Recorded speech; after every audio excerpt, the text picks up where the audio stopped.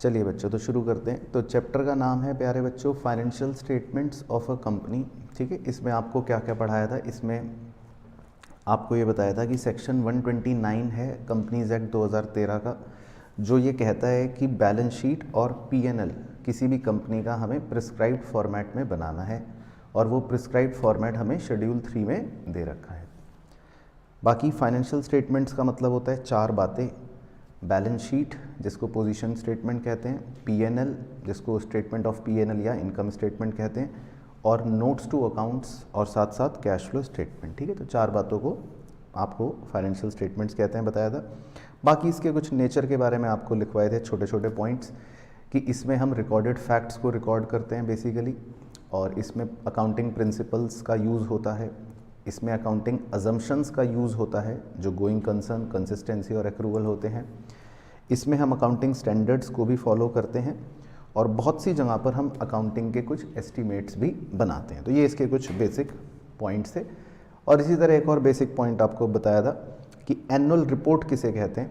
तो annual report के contents में आपको बताया था कि इसमें बोर्ड ऑफ डायरेक्टर की रिपोर्ट या ऑडिटर की रिपोर्ट, ऑडिटर मतलब सीए साहब होते हैं जो शेयर होल्डर को अपनी रिपोर्ट भेजते हैं।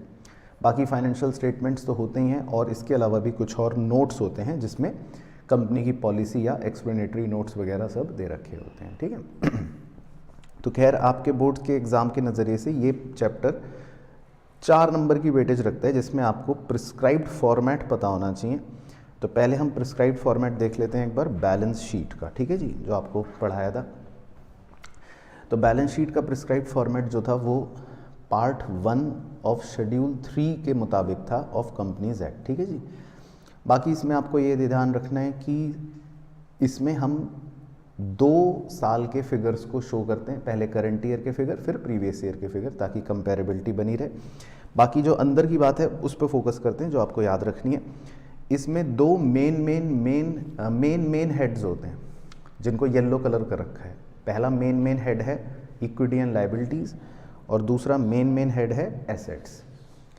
अब इक्विटी एंड लायबिलिटीज़ की पहले बात करते हैं। Equity and liabilities main head में 4 मेन हेड्स होते हैं जिनको ब्लू कलर कर रखा है। ठीक है, पहला मेन हेड होता है शेयर होल्डर फंड, दूसरा मेन हेड होता है share application money pending allotment, तीसरे और चौथे को आप एक साथ भी लर्न कर सकते हो। तीसरा मेन हेड है नॉन करंट लायबिलिटी, और चौथा मेन हेड है करंट लायबिलिटी। फिर इन मेन हेड्स के अंदर हरे रंग से ABC जो मार्क हो रखे हैं उन्हें कहते हैं सब हेड्स। ठीक है जी। तो शेयर होल्डर फंड के अंदर शेयर कैपिटल आता है, 1 बाय 1 बताता रहता हूँ कुछ कुछ के बारे में। तो शेयर कैपिटल का मतलब है इक्विटी शेयर कैपिटल और प्रेफरेंस शेयर कैपिटल दोनों। दूसरा सब हेड है reserve and surplus. Reserve and surplus में हर तरह का रिजर्व आ जाता है, हर तरह का मतलब प्रॉफिट आ जाता है जो भी होगा। तीसरा होता है money received against share warrants. Money received against share warrants का मतलब था कि ये भी शेयर कैपिटल की तरह ही होता है, और इसमें कंपनी अभी सिर्फ एक वारंट इशू करती है। वारंट मतलब होता है जिसमें नाम नहीं लिखा होता किसी का, तो ये भी शेयर कैपिटल की तरह ही होती है वैसे तो। बाकी सेकंड मेन हेड है share application money pending allotment. उसका मतलब होता है कि आपने जैसे शेयर्स वाला चैप्टर पढ़ा होगा, तो कई बार कंपनी एप्लीकेशन का पैसा ले लेती है लेकिन अभी अलॉट नहीं करती शेयर। अलॉट 1 या 2 महीने बाद होते हैं, तो उस पैसे को कहते हैं share application money pending allotment. बाकी नॉन करंट लायबिलिटी होती हैं 1 साल से ज़्यादा वाली, और करंट लायबिलिटी मोटा मोटा होती हैं 1 साल से कम वाली। अच्छा, अब नॉन करंट लायबिलिटीज़ के अंदर पहला सब हेड है लॉन्ग टर्म बोरिंग। इसमें एग्जाम्पल है डिवेंचर्स, यानी कि ऐसी बोरिंग जो आप 1 साल से ज़्यादा के लिए करते हो। दूसरा है डेफर्ड टैक्स लायबिलिटी। ये आपके लिए अब सिलेबस में मतलब कोई रेलिवेंट नहीं है, तो इसको आप छोड़ भी सकते हो डेफर्ड टैक्स लायबिलिटी को। तीसरे हैं अदर लॉन्ग टर्म लायबिलिटीज़, मतलब कुछ और लंबी अवधि की लायबिलिटियाँ, जिसका एग्जाम्पल था प्रीमियम ऑन रिडम्पशन मेन। और इसके अलावा long term provision. Long term provision मतलब कोई आप लंबे समय के प्रोविजंस बनाते हो, जैसे प्रोविज़न फॉर ग्रेचुइटी एट्सेट्रा। फिर करंट लायबिलिटी के अंदर होते हैं शॉर्ट टर्म बोरोइंग, जैसे कोई छोटी अवधि का आपने लोन ले रखा है, जैसे बैंक ओवरड्राफ्ट। ट्रेड पेबल्स, जिसका मतलब है सन्ड्री क्रेडिटर और बिल्स पेबल, ये याद रखना है। अदर करंट लायबिलिटीज़, जिसमें और कोई भी करंट लायबिलिटी आ सकती है, जैसे आउटस्टैंडिंग एक्सपेंस या income received in advance etcetera. और आखिरी होता है शॉर्ट टर्म प्रोविज़न, जिसमें प्रोविज़न फॉर टैक्स मेनली आ जाता है। तो ये तो हो गई जी लाइबिलिटियाँ। फिर एसेट्स की अगर बात करें तो एसेट्स के अंदर सिर्फ दो ही मेन हेड है। कौन कौन से? नॉन करंट एसेट और current asset. Non current assets वो होते हैं जिनका ऑब्जेक्टिव आपका बेचने का नहीं होता और आप उसको 1 साल से ज़्यादा के लिए अपने पास रखते हो। करंट एसेट्स वो होते हैं जो 1 साल के अंदर कैश में कन्वर्ट हो जाते हैं। अब जो हरे रंग से सब हेड्स हैं वो देख लो एक बार। नॉन करंट एसेट्स में सब हेड होता है पहला पीपीई एंड इंटेंजिबल एसेट।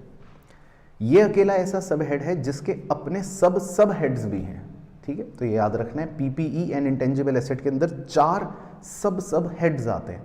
पहला तो होता है पीपीई, उसका मतलब है टेंजिबल एसेट। दूसरा है इंटेंजिबल एसेट, जिसका मतलब है गुडविल, पेटेंट या सॉफ्टवेयर, ऐसे वाले। तीसरा है capital work in progress. Capital work in progress का मतलब है कि कोई बिल्डिंग अभी बन रही है मान लो, लेकिन पूरी कंप्लीट नहीं हुई। और चौथा है इंटेंजिबल एसेट अंडर डेवलपमेंट। इसका मतलब है कि कोई फॉर्मूला आप बना रहे हो अभी, लेकिन अभी पूरा नहीं बना है, तो वो हो गया इंटेंजिबल एसेट अंडर डेवलपमेंट। बाकी नॉन करंट इन्वेस्टमेंट मतलब 1 साल से ज़्यादा के लिए आप इन्वेस्ट करते हो। डेफर टैक्स एसेट आप छोड़ भी सकते हो। Long term loans and advance, इसका मतलब होता है अगर आप कोई एडवांस देते हो, किसी को लोन देते हो या सिक्योरिटी डिपॉजिट देते हो, तो वो long term loan and advance में आ जाता है। बाकी इसके अलावा अदर नॉन करंट एसेट्स भी होते हैं जिसमें आमतौर पे कुछ फिक्टिशियस एसेट आ सकते हैं। फिर करंट एसेट्स में वो याद रखने हैं कौन कौन से होते हैं। पहले होते हैं करंट इन्वेस्टमेंट्स, मतलब छोटी अवधि के लिए आप कोई इन्वेस्ट करते हो अमाउंट 1 साल से कम के लिए, जैसे मार्केटेबल सिक्योरिटीज़ एट्सेट्रा। इसके बाद इन्वेंट्रीज़ 6 प्रकार की होती हैं जो आपको अभी थोड़ी देर में दिखाऊंगा क्या है। उसके बाद है ट्रेड रिसीवेबल्स। ट्रेड रिसीवेबल का मतलब है debtors plus BR. Cash and cash equivalent. Cash and cash equivalent का मतलब है कैश इन हैंड और cash at bank. Short term loans and advance मतलब आपने किसी को 6 महीने के या 9 महीने के लिए लोन दिया 1 साल से कम के लिए। और एफ है अदर करंट एसेट्स, उसमें आपके और दूसरे तरह के एसेट्स आ गए करंट एसेट, जैसे प्रीपेड एक्सपेंस और एक्रूड इनकम, ठीक है। तो आपको ये याद रखने हेड, सब हेड्स और उनके कुछ एग्जाम्पल्स, ठीक है। फिर बाकी रिजर्व एंड सरप्लस में मैंने आपको बताया था कि हर तरह के रिजर्व इसके अंदर आते हैं, हर तरह का मतलब प्रॉफिट इसके अंदर आता है। बाकी लास्ट वाला आपको कहा था रट लेना, वो इम्पॉर्टेंट है क्योंकि वो नाम से रिजर्व लगता नहीं है पर वो है रिजर्व। उसका नाम है employees stock option outstanding account, तो ये आपको रट के जाना है, समझना है नहीं। Money received against share warrant मैंने आपको बता ही दिया कि ये भी शेयर कैपिटल की तरह ही होता है, बस इसमें कंपनी जब शेयर सर्टिफिकेट इशू करती है तो नाम लिखा होता है, लेकिन इसमें नाम नहीं लिखा होता। तो ये एक बियरर इंस्ट्रूमेंट है, तो it is as good as share capital ही ओनली। तो इसीलिए ब्रैकेट में हमने लिख भी रखा था कि मन में आप इसको शेयर कैपिटल ही सोच सकते हो। बाकी share application money pending allotment भी मैंने आपको बता दिया कि कई बार कंपनी शेयर एप्लीकेशन का पैसा तो रिसीव कर लेती है, लेकिन अभी अलॉटमेंट होने में टाइम होता है, तो तब तक उस पैसे को कहते हैं share application money pending allotment. और इन्वेंट्री ये रटनी है आपको, 6 तरह की हैं। Raw materials, work in progress, finished goods, stock in trade, loose tools और स्टोर्स एंड स्पेयर्स, जिसमें लूज टूल्स और स्टोर और स्पेयर हैं गंदी इन्वेंट्रियाँ, जो रेशियो चैप्टर में आपको पता चलेगा कि क्यों इनको गंदी इन्वेंट्रियाँ कहते हैं, ठीक है। चलो, तो ये होगी बैलेंस शीट। अब चलते हैं पार्ट 2 की तरफ, यानी कि P&L। कंपनी का P&L जो है वो भी सेम ढांचे से बनता है, मतलब कि इसमें भी हम 2 साल के फिगर्स को दिखाते हैं, करंट ईयर और प्रीवियस ईयर। बाकी इसको आप इजीली याद रख सकते हो, बहुत ही सिंपल इसमें तरीका है याद रखने का। देखो, इसी तरह ऑर्डर वाइज याद रखना। सबसे पहले लिखते हैं हम RFO। RFO का मतलब होता है किसी भी बिजनेस का जो मेन काम है उससे वो पैसे जो कमा रहा है वो है रेवेन्यू फ्रॉम ऑपरेशन। इसमें मेनली आते हैं सेल ऑफ गुड्स या सेल ऑफ सर्विस या सेल ऑफ स्क्रैप मेनली। दूसरी होती है अदर इनकम। अदर इनकम मतलब बिजनेस की दूसरी प्रकार की इनकम, वो कुछ भी हो सकती हैं, जैसे मान लो interest received, rent received, dividend received, gain on sale of asset, कुछ भी जो मेरा मेन काम नहीं है। तो 1 और 2 को जोड़कर हाथ का निशान जहाँ बना हुआ है वो आ जाता है क्या, टोटल रेवेन्यू। फिर उसके नीचे हमें लिखने हैं एक्सपेंसेस, जो 7 तरह के हैं और इसी ऑर्डर में याद रखने हैं। तो बस आपको एक्सपेंसेस 7 के 7 इसी ऑर्डर में याद रखने हैं। पहला है CMC, मतलब कॉस्ट ऑफ मटेरियल कंज्यूम, उसका फॉर्मूला सुनाओ, opening raw material plus purchase of raw material minus closing raw material, ठीक है, ये याद रखें। दूसरा खर्चा होता है purchase of stock in trade, ये डायरेक्टली गिवन होगा, इसका कोई फॉर्मूला नहीं है। तीसरा खर्चा होता है चेंज इन इन्वेंट्रीज, उसमें 3 इन्वेंट्रियाँ होती हैं, finished goods, work in progress और स्टॉक इन ट्रेड, लेकिन तीनों ही इन्वेंट्रियों के चेंज को निकालने का फॉर्मूला सेम है। बताओ क्या? Opening minus closing. ठीक, इसमें ध्यान रखना है ओपनिंग माइनस क्लोजिंग है, क्योंकि हम यहाँ खर्चा निकाल रहे हैं। ठीक है। चौथा खर्चा होता है एम्प्लॉयज़ बेनिफिट एक्सपेंस, ये सारे वो एक्सपेंस होते हैं जो आप अपने एम्प्लॉय के लिए करते हो। पांचवा खर्चा होता है फाइनेंस कॉस्ट, ये रट लेना, हालांकि कुछ बता भी देता हूँ। फाइनेंस कॉस्ट होते हैं जो आप इंटरेस्ट पे करते हो मेनली अपने लोन्स पर या डिवेंचर्स पर। छठा खर्चा होता है डेप्रीसिएशन एंड अमोर्टाइजेशन, तो ये तो सिंपल है और गिवन होगा डायरेक्टली। और जो 1 से 6 तक की गिनती में ना आ पाए बचे हुए सारे खर्चे, उन्हें कहाँ डाल देंगे हम? अदर एक्सपेंस में। तो ये हमारे 7 तरह के टोटल खर्चे आ जाते हैं। फिर टोटल रेवेन्यू में से टोटल एक्सपेंस माइनस कर देते हो तो क्या आ जाएगा? Profit before tax. और उसमें से फिर टैक्स भी माइनस कर दोगे तो क्या आ जाएगा? Profit after tax. बस, तो यही बातें आपको लिखवाई थी। तो आरएफओ में आपको यही बताया था कि आरएफओ का मतलब है जो हमारा मेन काम है, sale of goods, sale of service या सेल ऑफ स्क्रैप भी आरएफओ है, ये याद रखना है। दूसरी बात इंपॉर्टेंट कि अगर कोई फाइनेंस कंपनी है जैसे मुथूट फाइनेंस, उनके लिए डिविडेंड रिसीव्ड या इंटरेस्ट रिसीव्ड या gain on sale of investment, उनके लिए ये भी रोज़मर्रा का काम है, तो उनके लिए ये भी आरएफओ माना जाएगा। बाकी अदर इनकम है, जो मान लो कोई कंपनी पंखा बना रही है, उनके लिए अदर इनकम है interest received, dividend received, rent received, gain on sale of investment, income tax refund etcetera etcetera. लेकिन हाँ, कमीशन रिसीव्ड को ध्यान रखना है, अदर इनकम नहीं कहते। कमीशन रिसीव्ड हमेशा एक मेन काम होता है। बाकी सीएमसी का फॉर्मूला दोबारा सुना दो, opening raw material plus purchase of raw material minus closing raw material. और चेंज इन इन्वेंट्री को निकालने का formula opening inventory minus closing inventory, वो सब दे रखा होगा तो वो आप निकाल लोगे। चलो बस, तो यही बातें इसमें हमने लिखी थी। बाकी एम्प्लॉयज़ बेनिफिट एक्सपेंस याद रखने के लिए रख सकते हो, वैसे तो जितने भी एक्सपेंस वहाँ लिस्ट में लिखे हुए हैं वो सब एम्प्लॉई के बेनिफिट के लिए हैं, वेजेस, सैलरी, कैंटीन के खर्चे, मेडिकल के खर्चे, स्टाफ वेलफेयर एटसेट्रा एटसेट्रा। और फाइनेंस कॉस्ट थोड़ा सा रख लेना, ये इंपॉर्टेंट है। फाइनेंस कॉस्ट में हो गए कि आपने लोन पर इंटरेस्ट दिया, डिवेंचर पर इंटरेस्ट दिया, या कोई शेयर इशू एक्सपेंस हो गया, या अंडर राइटिंग कमीशन हो गया, या loss on issue of debentures जो आपने पढ़ा था डिवेंचर चैप्टर में, वो भी जो हम राइट ऑफ करते हैं वो हो गया। तो ये सब हो गए फाइनेंस कॉस्ट। और बाकी जो दूसरे खर्चे बच गए वो हो गए अदर कॉस्ट, मतलब अदर एक्सपेंस, जिसमें कोई भी खर्चा आ सकता है, जैसे bank charges, carriage inward, carriage outward, selling administration expense और एटसेट्रा। ठीक है, तो कहानी क्लियर हो गई। बाकी इसमें क्वेश्चन फिक्स है कि कैसा आएगा, या तो आपको आइटम्स देगा और कहेगा बताओ इसके हेड बताओ, है ना, या फिर हेड दे देगा और कहेगा इसके कुछ एग्जाम्पल बताओ। तो आपको मतलब दोनों तरह से आना चाहिए। तो ये हो गया जी आपका फाइनेंशियल स्टेटमेंट, बैलेंस शीट और पीएनएल। अब फाइनेंशियल स्टेटमेंट्स को एनालाइज करने के टूल्स की बात कर लेते हैं। तो फाइनेंशियल स्टेटमेंट को एनालाइज करने के 2 टूल्स होते हैं, ठीक है जी। एक होते हैं कंपैरेटिव और एक होते हैं कॉमन साइज। कंपैरेटिव पहले देख लेते हैं, वो इम्पॉर्टेंट है। बाकी हम कंपैरेटिव स्टेटमेंट से बैलेंस शीट को भी और पीएनएल को भी मतलब बना सकते हैं, और कॉमन साइज में भी हम बैलेंस शीट को भी और पीएनएल को बना सकते हैं। अब कंपैरेटिव स्टेटमेंट्स जो होते हैं उनका मेन मुद्दा ये होता है कि भाई आपके 2 साल के फिगर्स का कंपैरिजन यहाँ पर किया जाता है, ये मुद्दा है। तो इसका फॉर्मेट ऐसे रटवाया था। अगर पहले कंपैरेटिव बैलेंस शीट की बात करें, पहला कॉलम आपको बनाना है प्रीवियस ईयर का, जिसको नाम देते हैं ए। दूसरा कॉलम आपको बनाना है करंट ईयर का, जिसको नाम देते हैं बी। फिर आपको निकालना है थर्ड कॉलम में एब्सोल्यूट चेंज, जिसको बोलते हैं सी, और उसका फॉर्मूला क्या होता है बी माइनस ए। और लास्ट कॉलम में हम निकालते हैं परसेंटेज चेंज, जिसका फॉर्मूला होता है, मतलब जिसको बोलते हैं डी, फॉर्मूला होता है सी अपॉन ए इंटू 100। तो हमने यहाँ पे एक डेमो आपकी आंखों के सामने कर रखा है। मान लेते हैं प्रीवियस ईयर की फिगर है 100, करंट ईयर की फिगर है 120। तो आपका एब्सोल्यूट चेंज कितना आ गया 120 माइनस 100 यानी 20, और परसेंटेज चेंज कितना आ गया C अपॉन ए इंटू 100 यानी 20%। तो ओके भाइयों, तो ये आपका हो गया कंपैरेटिव बैलेंस शीट। बाकी इसमें आप किसी भी तरह से चीज़ों को निकाल सकते हैं। हर आइटम के लिए आपको सेम ही फॉर्मूला लगाना है। तो बैलेंस शीट आपको दे रखी होगी, बस आपको 4 कॉलम बनाने हैं। अच्छा, इसी प्रकार P&L सेम कार्यक्रम है, P&L में भी कुछ अंतर नहीं है। पहला कॉलम प्रीवियस ईयर का, उसको बोलेंगे A, दूसरा कॉलम करंट ईयर का, उसको बोलेंगे B, तीसरा कॉलम एब्सोल्यूट चेंज का B माइनस A, और चौथा कॉलम परसेंटेज चेंज का C अपॉन A इंटू 100।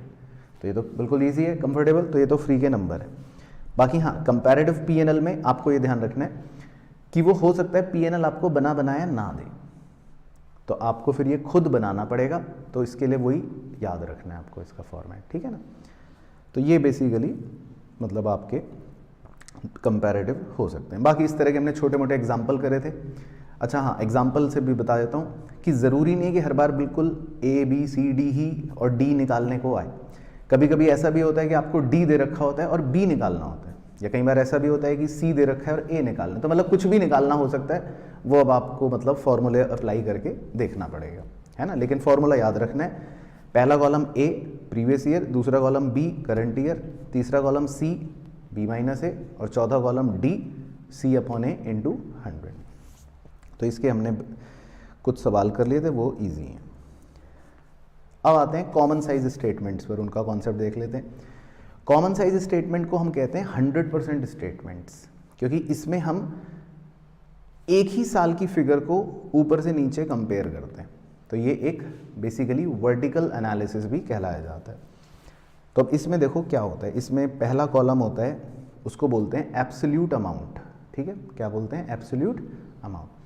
उसमें अगर आप गौर करो तो पहले प्रीवियस ईयर की फिगर लिखी है और फिर करंट ईयर की फिगर लिखी है। लेकिन जो दूसरा मेन कॉलम होता है, हाथ का निशान बना देता हूँ लाल रंग का, वो याद रखना है, उसका नाम होता है परसेंटेज ऑफ क्या? Balance sheet total. तो इसमें आपको बस क्या करना है कि जो भी बैलेंस शीट का टोटल है, मान लो प्रीवियस ईयर का टोटल है 2000, ओके, तो आपको इस टोटल को कितना परसेंट मार्क कर देना है? 100। इस टोटल का कितना परसेंट है? 100%। और फिर हर फिगर को इस टोटल से डिवाइड करके इनटू 100 करना है। तो समझ गए भाई भाइयों बहनों कैसे निकालनी है परसेंटेज? तो जैसे कोई भी फिगर दे रखी है, जैसे 100 दे रखा है, तो 100 अपॉन 2000 इंटू 100, तो 5% आ जाएगा। या दे रखा है 200, फिर 200 अपॉन 2000 इंटू 100, तो 10% आ जाएगा। या दे रखा है 400, तो 400 अपॉन 2000 इंटू 100, तो 20% आ जाएगा। तो समझ गए भाइयों बहनों कैसे निकालना है? इसी तरह करंट ईयर की फिगर्स में भी जो भी फिगर्स दे रखी होंगी उनको आपको बस टोटल से डिवाइड करना है और इंटू 100 करना है। तो ये हो गया कॉमन साइज बैलेंस शीट। बहुत आसान है, इसीलिए एग्जाम में आती नहीं है। और इसी तरह होता है कॉमन साइज P&L, ये फिर भी आ सकता है।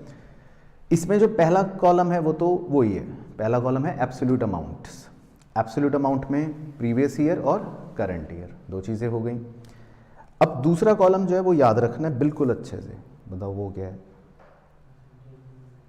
Percentage of RFO। आपके दूसरे कॉलम का नाम है परसेंटेज ऑफ RFO। तो इस बार जो RFO की फिगर होती है, जैसे मान लो यहाँ पर RFO की फिगर है लेट से 200 रुपये, तो RFO की फिगर को हम 100% अलॉट कर देंगे और हर फिगर को किससे डिवाइड करेंगे फिर आप? RFO से।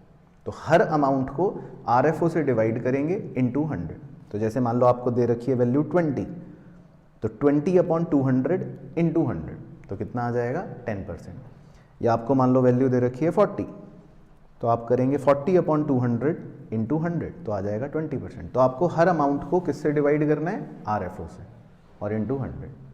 तो क्लियर हो गया, कहानी समझ आ गई? तो इसमें कोई भी दिक्कत तो नहीं है किसी भी बच्चे को? तो ये आपका कॉन्सेप्ट हो गया कॉमन साइज P&L का। तो कॉमन साइज जब भी आएगा तो याद रखना है परसेंटेज ऑफ RFO या percentage of balance sheet total, ये लिखना है। और कंपैरेटिव अगर कभी भी आएगा तो कंपैरेटिव में दोनों में सेम ही फॉर्मूला है, A column previous year, B column current year, C column absolute change B minus A, और D column percentage change C upon A into 100। तो ओके हो गई कहानी? चलो जी, अब एक आखिरी इंपॉर्टेंट चर्चा वो और कर लेता हूँ ताकि पूरा फाइनेंशियल स्टेटमेंट खत्म हो जाए। वो है एक छोटा सा कॉन्सेप्ट होता है ऑपरेटिंग साइकिल का। सर ये किस चिड़िया का नाम है? तो ऑपरेटिंग साइकिल पहले तो समझ लो क्या होती है। देखो, ऑपरेटिंग साइकिल का मतलब है कि मान लो हमारे ऑफिस में कैश रखा हुआ है। अब वो कैश आप खरीदते हो उससे रॉ मटेरियल, ठीक है। फिर रॉ मटेरियल खरीद के वर्क इन प्रोग्रेस होता है, वर्क इन प्रोग्रेस के बाद फिनिश्ड गुड्स बनते हैं, फिनिश्ड गुड्स को फिर आप डेटर को बेचते हो और फिर डेटर आपको पैसे देता है। तो कैश जो है वो आपके ऑफिस से बाहर जाता है और वापस घूम कर जब वापस आ जाता है तो इस पूरे साइकिल में जितना समय लगता है उसको ऑपरेटिंग साइकिल कहते हैं। तो जो हमने इस एग्जांपल में आपको समय समझाया था, तो पूरी कैश की चक्की जो घूमी और पूरा कैश घूमकर जब वापस ऑफिस आया तो सारे आपने टाइम पीरियड जोड़ लिए तो कितने महीने हो गए? 16 महीने। तो इसको बोलते हैं ऑपरेटिंग साइकिल। अब ऑपरेटिंग साइकिल का क्या यूज़ होता है जी, बताइए? करंट और नॉन करंट की पहचान किसी भी कंपनी की ऑपरेटिंग साइकिल के महीने से की जाती है। अब मान लेते हैं, एक उदाहरण ले लेते हैं। मान लेते हैं अगर आपको किसी लायबिलिटी को पे करना है 15 महीने बाद, तो उस लायबिलिटी को आप करंट कहोगे या नॉन करंट कहोगे? बताओ। इस एग्जाम्पल में करंट लायबिलिटी कहेंगे क्योंकि हम उसको payment with in operating cycle कर रहे हैं। तो समझ आ गया? तो अगर मान लो किसी कंपनी की ऑपरेटिंग साइकिल है 16 महीने की और आप पेमेंट कर रहे हो लायबिलिटी की 15 महीने में या 16 महीने के अंदर अंदर कर रहे हो, तो इसका मतलब वो करंट लायबिलिटी है, ठीक है। अच्छा, दूसरा एग्जांपल ले लेते हैं। मान लेते हैं ऑपरेटिंग साइकिल है 8 महीने की और आप उस लायबिलिटी को पे कर रहे हो लेट से 10 महीने बाद, तो फिर उस लायबिलिटी को क्या कहेंगे? Non current. तो बच्चे को लगता है कि उसको नॉन करंट कहेंगे क्योंकि ये तो ऑपरेटिंग साइकिल से ज़्यादा हो गया, लेकिन इसको भी करंट ही कहेंगे क्योंकि दूसरी कंडीशन जो होती है करंट लायबिलिटी की वो होती है 12 महीने से कम। तो उस एग्जाम्पल में भी लायबिलिटी जो है वो करंट लायबिलिटी है क्योंकि आपको पेमेंट 10 महीने में अगर करनी है तो दैट मीन्स 12 महीने से कम में करनी है। तो अगर 12 महीने से कम में भी करनी हो तब भी वो करंट लायबिलिटी ही होती है, ठीक है ना। तो मतलब आपको थोड़ा सतर्क रहना पड़ेगा ऑपरेटिंग साइकिल के मामले में कि भाई, तो मतलब अगर निष्कर्ष निकाला जाए तो आप मेरी बातों को, बड़े शब्दों को ध्यान से सुनना कि अगर आप ऑपरेटिंग साइकिल के अंदर अंदर पे कर रहे हो तब भी वो करंट लायबिलिटी है और अगर आप 12 महीने के भी अंदर अंदर पे कर रहे हो तो भी वो करंट लायबिलिटी। तो दोनों में से कुछ भी होगा तो करंट लायबिलिटी है, तो ये याद रखना है। हाँ, मान लो इस एग्जाम्पल में हमें पे करना होता लेट से 17 महीने बाद, तो फिर इस लायबिलिटी को हम क्या कहते हैं? नॉन करंट लायबिलिटी, क्योंकि वो ऑपरेटिंग साइकिल से एक्सीड कर गई। तो मतलब ये आपको थोड़ा सा पता होना चाहिए। और एक और आखिरी इसी में इंपॉर्टेंट पॉइंट आपको बताया था कि भाई देखो, कुछ चीज़ें बैलेंस शीट में नहीं आती जो आपको घर से रट के जानी है या फर्रे बना के ले जाना, जो मन करे। इन्हें बोलते हैं contingent liabilities and capital commitments. तो ये दो बातें ऐसी हैं जो बैलेंस शीट में नहीं आती, जो कहाँ आती हैं? Notes to accounts. तो ये आपको रटनी ही पड़ेंगी। अब समझने का ना तो समय है ना आप समझ सकते हो, बस रट लो कैसे भी करके, लेकिन हाँ पता होनी चाहिए। तो जैसे कॉन्टिजेंट लायबिलिटीज़ हैं कि आपकी कंपनी के अगेंस्ट किसी ने कोई केस कर दिया, मतलब डिस्प्यूटेड लायबिलिटी, या आपने बैंक से कोई बिल ऑफ एक्सचेंज डिस्काउंट करवा लिया, या सबसे इजी है प्रपोज डिविडेंड करंट ईयर का, ये आप क्योंकि कैश फ्लो स्टेटमेंट में भी देखते हो। तो ये सब कॉन्टिजेंट लायबिलिटी हैं, ये नोट्स में लिखे जाते हैं। इसी तरह कैपिटल कमिटमेंट्स होते हैं uncalled liability on shares partly paid, और दूसरा होता है arrear of cumulative preference dividend. तो ये दो एग्जांपल्स भी नोट्स टू अकाउंट्स में लिखे जाते हैं, कैपिटल कमिटमेंट्स होते हैं, ठीक है। तो मतलब कोशिश करना इनको आप लर्न कर लेना, तो ये भी कई बार पूछ लेते हैं। तो ये बेसिकली पूरा फाइनेंशियल स्टेटमेंट्स है। तो क्लियर होगी कहानी? चलो।